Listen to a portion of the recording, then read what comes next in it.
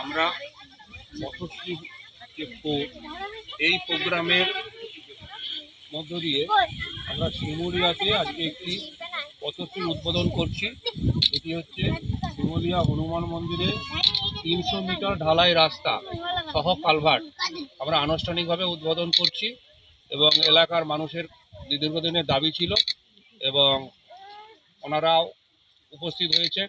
আমাদের সঙ্গে আছেন সভাধিপতি ম্যাডাম, আমাদের সঙ্গে আছেন সভাপতি ম্যাডাম, এলাকার বিশিষ্টজনেরা, অনেক জনপ্রতিনিধিরাও আছেন, প্রধান ম্যাডামও আছেন এবং ওনাদের সকলের দাবি যে মেনে আমরা এই পথশ্রী যেটা আমরা পেয়েছি এবং আমরা খুব ভালোভাবে এই কাজটা করতে চাই এবং জনগণেরও দাবি আছে যে গুণগত মান যাতে আরও ভালোভাবে হয় এবং কাজের গুণগত মান বজায় থাকে এবং আমরাও সেটার দিকে সচেষ্ট আছি।